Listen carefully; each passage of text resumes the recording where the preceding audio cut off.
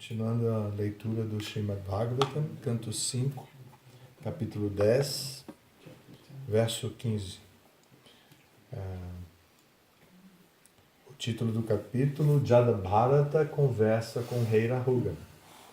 Sachapi pandaveya sindhu salvira patis tathajigyasayam samyak shradaya dikrita dikarastad Dridaya granti mochanam dvijavacha shrutya bahujoga granta samatam tvaraya ruhya sirasa padamulam upashrita shamaya payam vigata nripa devasmaya uvacha.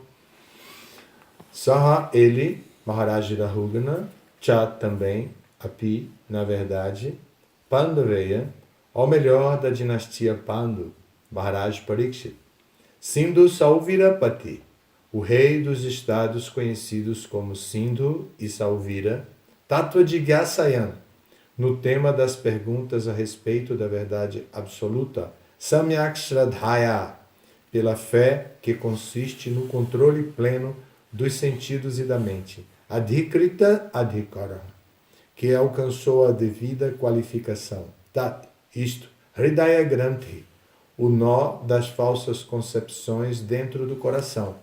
Mochanam, que desfaz, Dvijavacha, as palavras do Brahmana Jadabharata. Ashrutya, ouvindo, Bahujoga Grantha Samatam, aprovadas por todos os processos de yoga e suas escrituras. Tvaraya, bem depressa. Avaruhya, descendo do palanquim. Shirasa, com sua cabeça, Padamulam, aos pés de lótus, Upashritaha, caindo esticado para oferecer reverências, Shamapaya, obtendo perdão de sua ofensa, Vigata Nripa Devasmayaha, abandonando o falso orgulho de ser o rei e, portanto, de ser adorável. Uvacha, disse. A tradução é a seguinte. Shukadeva Goswami prosseguiu. Ó melhor da dinastia Pandu, Maharaj Parikshit, o rei dos estados de Sindhu e Salvira, Maharaj Rahugana, depositava muita fé nas declarações referentes à verdade absoluta. Foi com esta qualificação que ele ouviu de Jadabharata esta apresentação filosófica, que, aprovada por todas as escrituras, voltadas para os processos de yoga mística, afrouxa o nó do coração. Sua concepção material de julgar-se rei foi assim destruída. Imediatamente ele desceu do palanquim e, caindo esticado sobre o solo, pôs sua cabeça aos pés de lótus de Jadabharata, candidatando-se a receber o perdão de suas palavras insultuosas ao grande Brahmana. Então, ele fez a seguinte oração, significado por sua divina graça, Srila Prabhupada. No Bhagavad Gita 4.2, o Senhor Krishna diz, Evam parampara praptam imaraja shayo vidu sakaleneha mahata jogonasta parantapa. Esta ciência suprema foi então recebida através da corrente de sucessão discipular, e os reis santos compreenderam-na dessa maneira. Porém, com o passar do tempo, a sucessão foi interrompida e, portanto, a ciência como ela é, parece ter se perdido.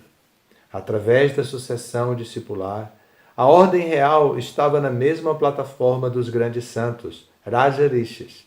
Outrora, ela entendia a filosofia da vida e sabia como treinar os cidadãos a atingirem este mesmo resultado. Em outras palavras, sabia como libertar do cativeiro de nascimentos e mortes os cidadãos. Quando Maharaj Dasharatha governava Ayodhya, o grande sábio Vishvamitra, certa vez, foi ter com ele para levar o senhor Ramachandra e Lakshmana à floresta, a fim de matar um demônio. Quando a pessoa santa Vishvamitra chegou à corte de Maharaj Dasharatha, o rei, com o propósito de receber aquele santo, perguntou-lhe, Aihishtam yat tat punarjanma jayaya. Ele perguntou ao sábio se tudo estava indo bem em seu esforço para derrotar a repetição de nascimentos e mortes. Todo o processo da civilização védica baseia-se neste ponto. Devemos aprender a derrotar a repetição de nascimentos e mortes. Maharaj Rahugana também conhecia o propósito da vida. Portanto, quando Jadabharata apresentou-lhe a filosofia da vida, ele imediatamente valorizou-a. Esta é a base da sociedade védica. Os acadêmicos eruditos, os brahmanas, as pessoas santas e os sábios, dotados de pleno conhecimento do objetivo védico, aconselhavam a ordem real como beneficiar a massa em geral, e mediante esta contribuição, as pessoas comuns eram favorecidas. Portanto, tudo era exitoso. Maharaj Rahugana alcançara esta perfeição de compreender o valor da vida humana.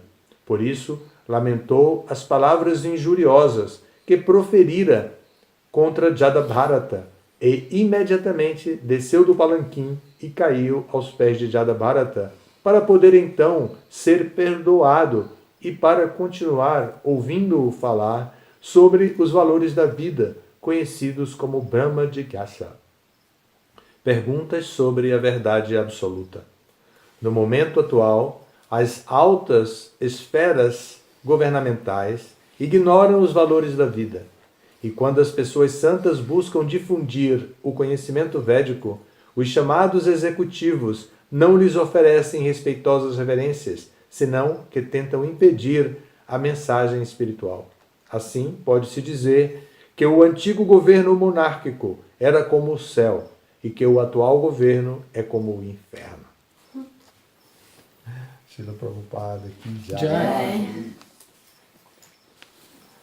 Então, este verso aqui do capítulo Jadabharata conversa com o rei Rahugana já está bem, o tema já está bem adiantado e já se descreve como o rei Rahugana reage à compreensão de que Jadabharata não era uma pessoa comum. Ele pôde reconhecer em Jadabharata, pelo que ele falou, que ele não era uma pessoa comum. Chanakya Pandita, que foi muitas vezes citado por Prabhupada e que, se nós pararmos para avaliar as suas orientações, podemos dizer que ele é bem polêmico, porque ele falou certas coisas que não podem ser mantidas e faladas em qualquer circunstância, são bem adaptadas a situações específicas, não são verdades universais, mas são verdades que podem ser utilizadas na administração pública. Chanakya Pandita diz que se conhece uma pessoa quando essa pessoa abre a boca. E enquanto ela está calada, não se pode definir exatamente quem ela é, porque as aparências enganam. Isso é bem conhecido, que as aparências enganam. Às vezes uma pessoa bem vestida, elegante, bonita e tudo mais, porém, quando não é um bom caráter, mas quando ele abre a boca, ele expressa a sua compreensão, a sua visão de vida, expressa a sua missão, e o seu comportamento e as suas palavras revelam os valores com os quais ele estabelece a sua meta na vida. Então, assim, quando uma pessoa fala, se expressa, pode-se compreendê-la de uma maneira melhor do que quando ele fala. Então, o caso entre Jadabharata e Rahugana Maharaj era exatamente esse. Rahugana Maharaj considerava Jadabharata como um escravo comum, uma pessoa, um operário que tinha que trabalhar carregando o palanquim e que tinha que cumprir com o seu dever. E ele tratou da mesma maneira. se nós formos avaliar sobre o ponto de vista da etiqueta ocidental, vamos ver até que as palavras dele, embora fossem sarcásticas e grosseiras, ou melhor dizendo, sarcásticas e ofensivas sob determinado ponto de vista, não eram tão grosseiras quanto nós estamos acostumados agora com o avançar da era de Kali. Estamos acostumados a ouvir as pessoas se tratarem mutuamente. As pessoas falam, xingam, até palavrões, e se comportam de uma maneira muito agressiva com relação ao outro. Trabalham com a comunicação violenta, não fazem o curso do Maharaj de Amunacharya, trabalham com a comunicação violenta, maltratam as pessoas de todas as maneiras. Então, o Rahugana Maharaj não foi assim, definitivamente cortante. Apenas falou várias coisas e o ameaçou, disse que o puniria se ele continuasse daquele jeito, que estava exercendo o poder de um senhor de escravos. Essa é a prática comum daquele tempo. Então, Jadabharata resolveu falar. E quando falou, ele compreendeu. Esse camarada sabe o que está dizendo. O que ele está dizendo está de acordo com o que eu estudei, está de acordo com a minha cultura, que eu adquiri na minha família real, que eu adquiri com os meus instrutores e mestres, e agora ele está falando algo. Então, há algo entre ele e eu. O que há entre ele e eu, o que havia entre ele e eu até agora, era somente o trabalho mal feito. Mas agora não. Agora ele fala o mesmo que meus mestres falavam. Então essa pessoa sabe o que está dizendo. Eu preciso esclarecer o que está acontecendo. Então ele pede para baixar o palanquim e se prostra diante dele em Dandavats. O verso gasta algumas palavras para explicar qual era a postura física de Rahugana Maharaj diante de Jadabharata. Por quê?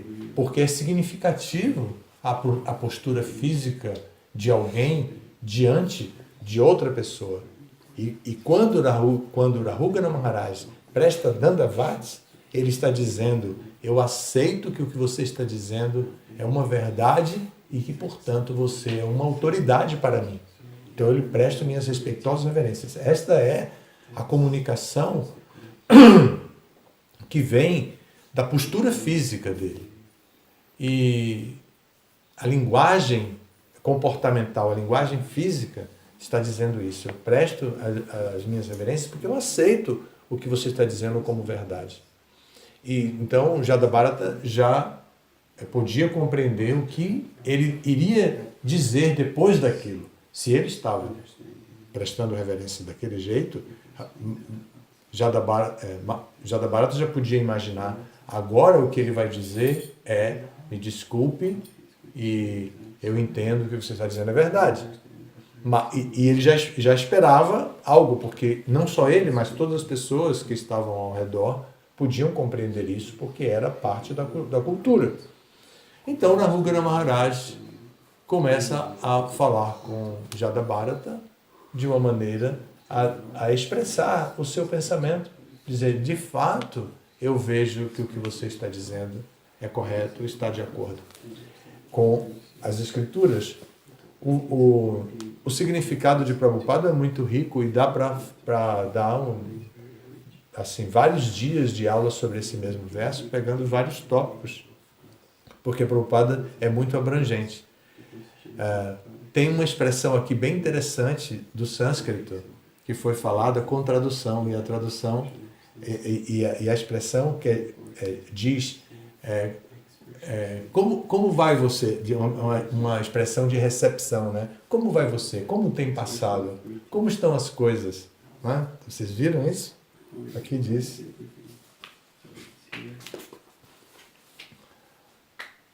Aihishtam yat tat punarjanma jajaya. Ele perguntou ao sábio se estava tudo indo bem em seu esforço para derrotar a repetição de nascimentos e mortes. Mais detalhes ainda. Então, porque o importante seria que o objetivo da vida fosse mantido, derrotar a repetição de nascimentos e mortes. Então ele pergunta isso, e aqui está a expressão. A gente pode aprender essa expressão. Maharaj pode agora dar para a gente memorizar, já que ele está dando os versos. Né? Essa expressão, para que o objetivo da vida de derrotar o ciclo de repetidos nascimentos e mortes possa ser mantido como objetivo da pessoa.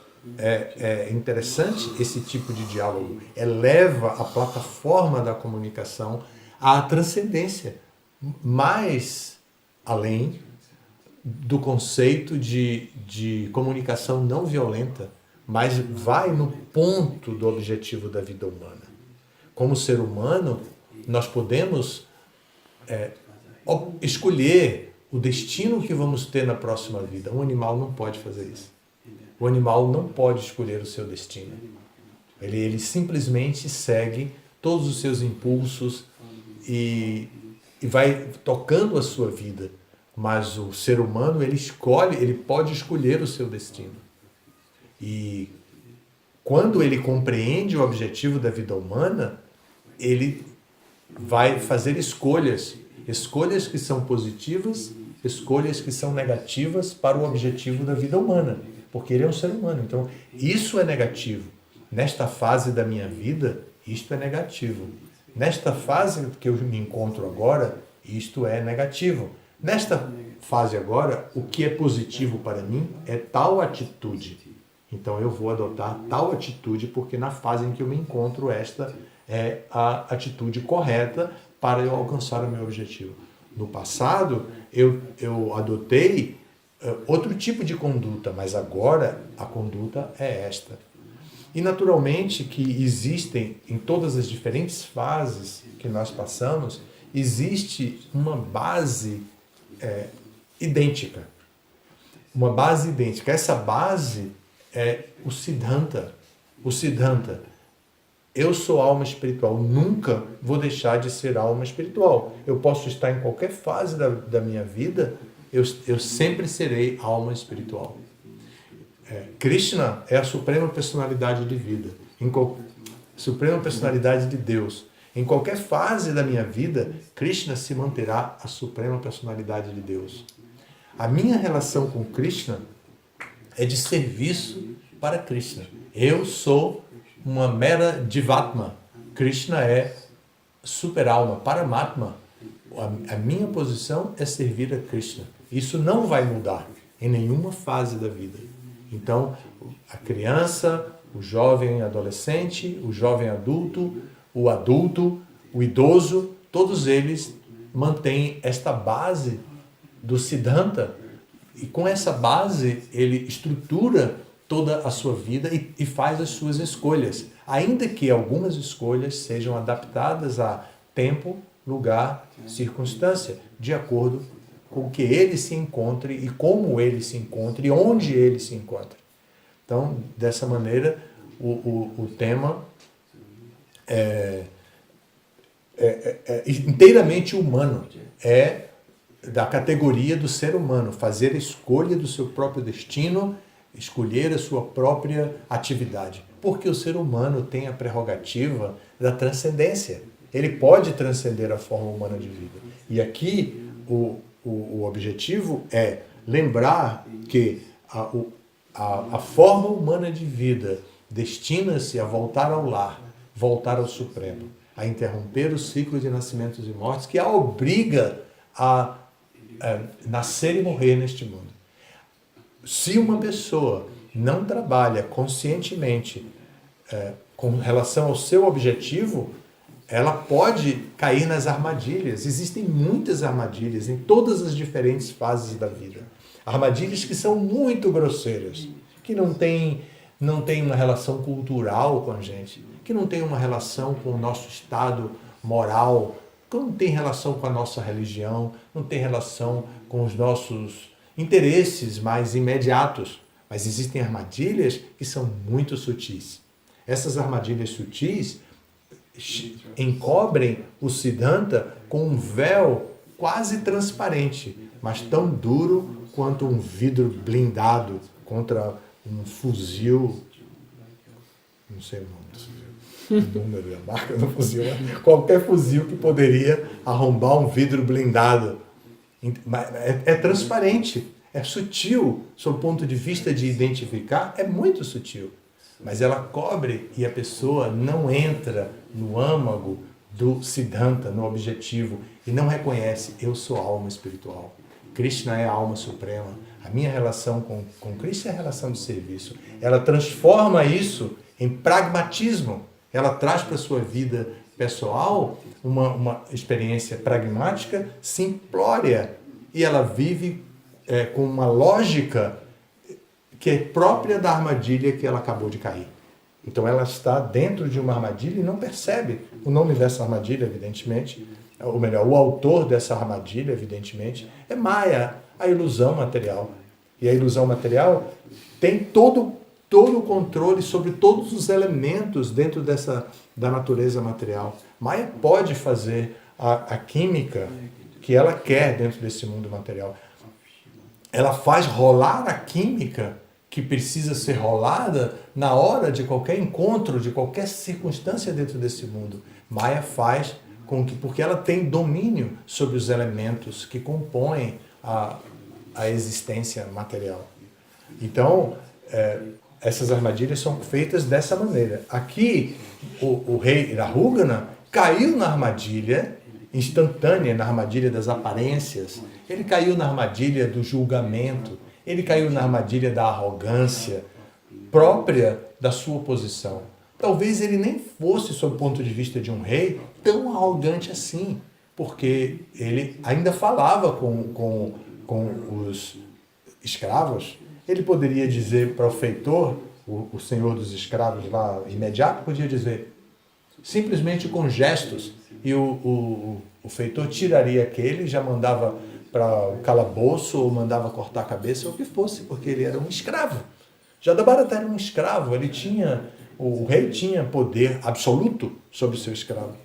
Mas ele ainda dialogou com ele, ainda fez uma brincadeirinha sarcástica, irônica, para criar uma situação. Então talvez ele nem fosse tão arrogante, mas ele estava na armadilha de ter esquecido que não apenas ele é Jivatma, mas todas as entidades vivas também o são. E porque todas as entidades vivas são Jivatma, é dever de alguém reconhecer e respeitar todas as entidades vivas.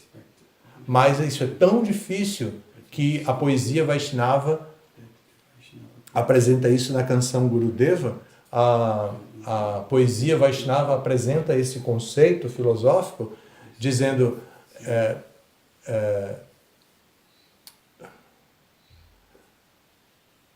Gurudeva, deixa-me ser como és e também somente com sua misericórdia eu posso respeitar todas as entidades vivas. Essa é a meditação do poeta baseado no Siddhanta Vaishnava, a meditação do poeta de se apresentar diante da realidade dos obstáculos da vida. A vida tem obstáculos de todo tamanho. Uma simples lombada de estrada, um buraco, precipício e um paredão na frente, o que for. A vida tem muitos obstáculos e através do conhecimento espiritual a pessoa se posiciona diante desse obstáculo, sempre dependendo da misericórdia de Krishna para ultrapassar esses obstáculos. Esse tema é o tema que está sendo discutido aqui. Rahugana Maharaj caiu numa armadilha e saiu da armadilha. Por quê? Porque ele tinha conhecimento transcendental. Ele tinha conhecimento transcendental, praticava o conhecimento transcendental. Então ele pôde sair da armadilha facilmente. Não foi com muita dificuldade, facilmente ele conseguiu sair da armadilha, resgatando a sua posição diante de Jadabharata e identificando Jadabharata como um Brahmana. Aquele nascimento de Jadabharata era como um Brahmana. Ele tinha a natureza de Kshatriya, o corpo de Kshatriya, porque era grandão, fortão, era diferente dos irmãos. Às vezes acontece isso, pela própria necessidade da alma, a pessoa age com uma mentalidade que não é idêntica ao seu corpo. Às vezes o corpo herda apenas uma característica genética da família e a pessoa tem outra mentalidade. E às vezes acontece o contrário. No caso de Jadabharata é o contrário. Ele nasceu numa família de Brahmana, ele tinha o corpo, ele tinha a mentalidade de Brahmana, mas ele tinha um corpo ajustado à experiência da vida anterior de Kshatriya. Então ele tinha um corpo para viver a experiência da vida passada. Tanto que aqui, Jadabharata também cai numa armadilha. Se nós formos ver, ele também cai numa armadilha. Qual foi a armadilha que Jadabharata caiu? Da quebra do voto de silêncio que ele havia feito. Ele quebrou o voto de silêncio. Ele caiu na armadilha da sua própria natureza original. Então, de Brahmana, de família, que tinha que dizer a verdade, que ele era superior ao Kshatriya, então ele resolveu falar. Então ele cai numa armadilha. Porém, ele caiu numa armadilha. Rahugana Maharaj caírem numa armadilha, criaram um diálogo que, imaginem vocês, nós estamos aqui na Serra dos Cavalos, um lugar longínquo, rodeado por Agreste, uma região que resistiu à devastação das florestas. Nós estamos aqui e também do cultivo de café, de pastos, de pastos da pecuária e tudo. E a flora natural típica da Mata Atlântica de floresta se preservou nesta região, mas é como uma ilha de microclima. Aqui, parece que aqui nasce toda a chuva do Nordeste. A gente já viu, se a gente ficar em pé aqui no morro, na frente do templo, e a gente olhar, parece que daqui do vale, daqui de baixo do brejo, sai uma nuvem, né? Saem as nuvens e elas vão correndo por aquele corredor, passa pela frente da Casa Azul ali, sobe o morro, desce, vai lá para Caruaru. É aqui que nasce toda a chuva do Nordeste. Então, imagine, num lugar como este, longínquo, nem a chuva quer ficar aqui o tempo inteiro. Ela sai chovendo, mas ela nem quer ficar aqui o tempo inteiro, ela tem que ir para outro lugar. Nós estamos lendo sobre o diálogo entre Rahugana e Jadabharata. A importância do exemplo de duas pessoas santas, duas pessoas sóbrias, duas pessoas com Jnana Chaksu, visão do conhecimento, mas que caíram em armadilhas. E do seu diálogo houve o resgate da verdade absoluta, o resgate do tema que é útil para o nosso crescimento, até para aqueles que nasceram aqui na Serra dos Cavalos ou que se refugiaram na Serra dos Cavalos para cultivar a vida espiritual, que é o nosso caso. Aqui nós temos pessoas de diferentes lugares. A pessoa mais nova que veio de um lugar distante aqui é Sara, que veio da Colômbia, mas temos pessoas da Letônia, temos da Inglaterra, 3 da Inglaterra, temos da Argentina, temos de diferentes lugares, pessoas que vieram para aqui em busca de oportunidade espiritual. Temos até de Gravatá, que é vizinho, mas já da área do Cariri, da área do Agreste. Lá não tem chuva não, a chuva daqui passa o morro, mas não chega até lá não. Então, temos tantas pessoas que vieram aqui em busca do refúgio dos divinos pés de Shri Shri Radha Govinda, para buscar o serviço devocional, para buscar a prática do serviço devocional imotivado. Nós não estamos tão preparados para receber o serviço devocional, mas nós já sabemos que Sri Sri Radha Govinda podem dar serviço devocional. E eu conhecia a natureza milagrosa ou milagreira de Radha Gokulananda, mas eu não conhecia muito essa mesma característica de Radha Govinda. E agora, com tudo que está acontecendo aqui nessa comunidade, eu posso ver que Radha Govinda são extremamente milagreiros. Há um milagre acontecendo aqui. Um milagre da transformação sem nenhum planejamento, uma transformação espontânea, uma verdadeira metamorfose ocorrendo por aqui. E isso não tem um autor mundano, não tem material, um autor material, não tem uma pessoa, um dirigente intelectual para toda essa transformação. Quem está dirigindo essa transformação definitivamente são Radha e Govinda. Eles estão dirigindo essa transformação, fazendo com que os elementos materiais se combinem e promovam o que está acontecendo aqui agora. E que consiga convencer pessoas como vocês que venham dar contribuição nesse momento histórico dessa comunidade. Nós vamos, em breve, fazer a reinauguração do templo, do restaurante, de tudo que estamos fazendo aqui.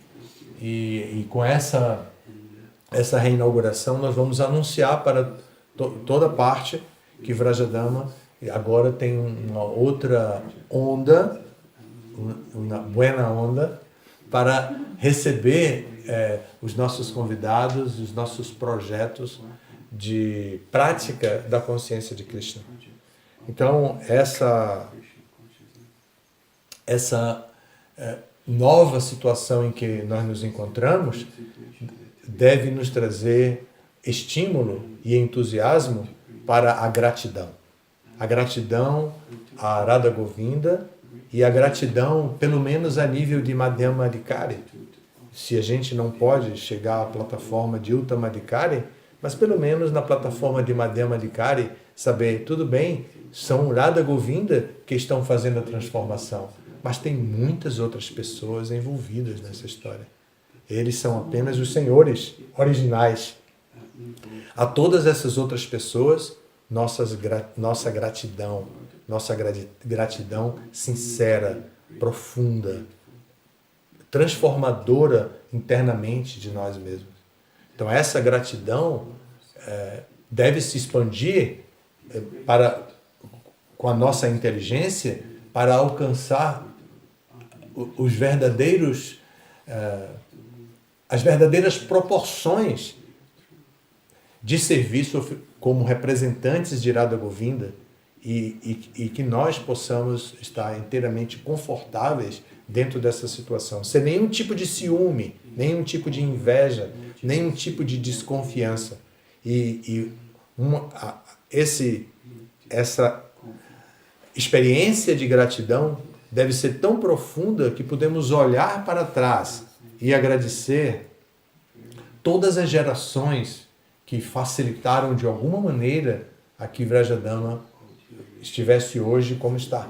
Então, todas as gerações, a geração imediatamente anterior, a geração um pouco anterior, a geração mais anterior, até a geração original do movimento de Sankirtan que comprou essa terra.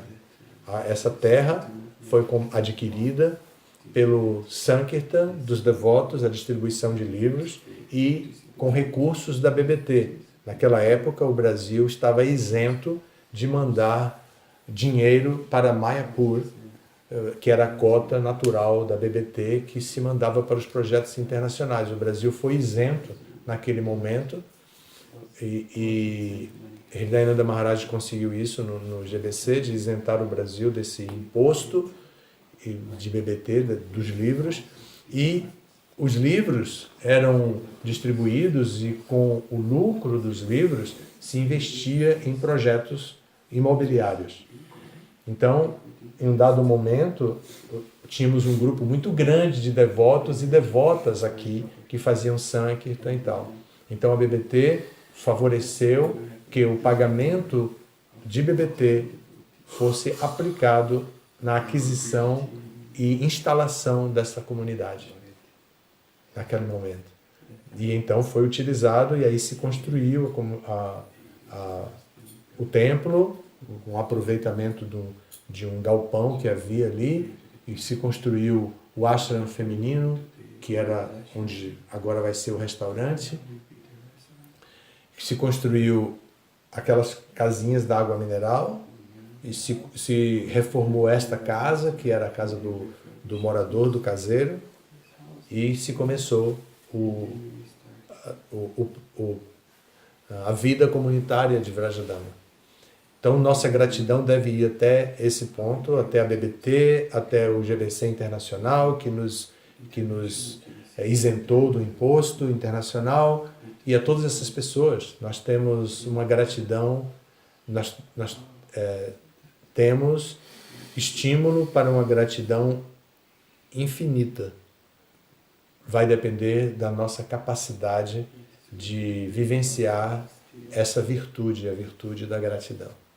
E fazer uma grande festa no final de outubro, fazer uma grande festa para receber todas essas pessoas as pessoas que quiserem vir, convidar as pessoas importantes para nós que possam representar esse sentimento de gratidão, convidar essas pessoas para que venham e possam participar da reinauguração e que nós possamos então alcançar a posição de verdadeiros servos de Radha Govinda, que são os autores de toda essa transformação.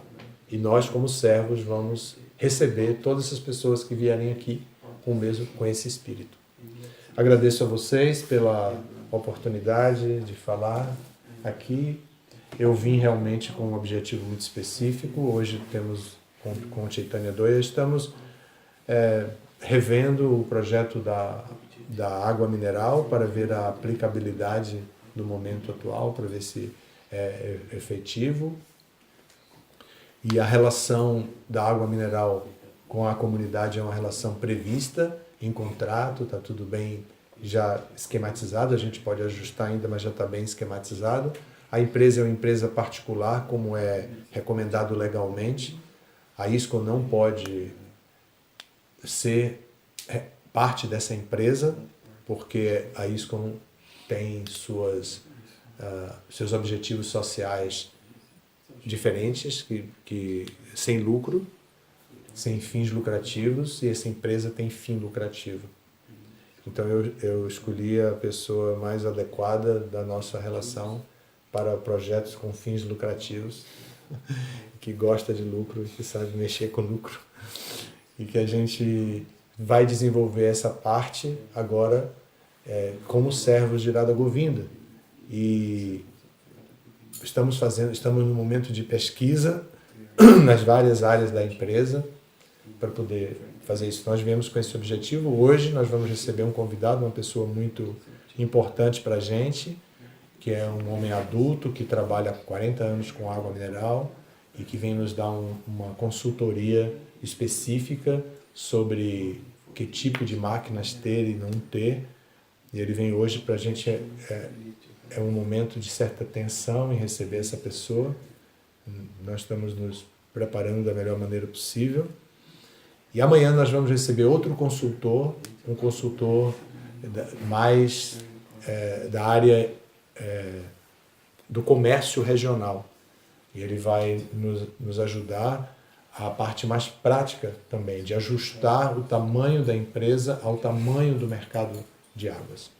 Essa é a visita de amanhã, também vamos ter essa visita amanhã. E nós estamos bastante concentrados nisso.